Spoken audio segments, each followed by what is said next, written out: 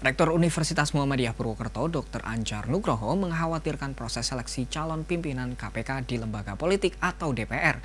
Menurutnya, saat ini proses seleksi sudah mengerucut menjadi 10 nama calon pimpinan KPK, dan masyarakat serta LSM harus tetap mengawal proses tersebut untuk memastikan semua berjalan secara objektif.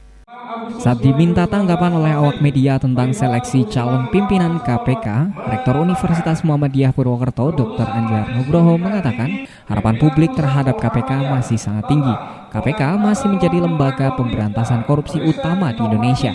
Karena itu, jangan sampai mengecewakan rakyat, termasuk kinerja tim seleksi juga harus menjaga profesionalitasnya. Terkait proses seleksi di DPR, Anjar mengatakan DPR terdiri dari berbagai macam partai politik dan tiap partai membawa kepentingan masing-masing, sehingga sangat rentan dengan kepentingan. Jangan sampai KPK pada akhirnya menjadi representasi berbagai kelompok kepentingan. Publik terhadap KPK itu sangat tinggi sekali, sangat besar sekali. Kita masih berharap KPK akan betul-betul menjadi lembaga pemberantasan korupsi, sekaligus juga pencegahan korupsi yang ada di Indonesia. Karena sampai hari ini Indonesia masih tergolong negara yang boleh dibilang negara yang korupsinya relatif paling tinggi di dunia. Kalau dari tim sel saya kira sudah cukup objektif, juga cukup transparan.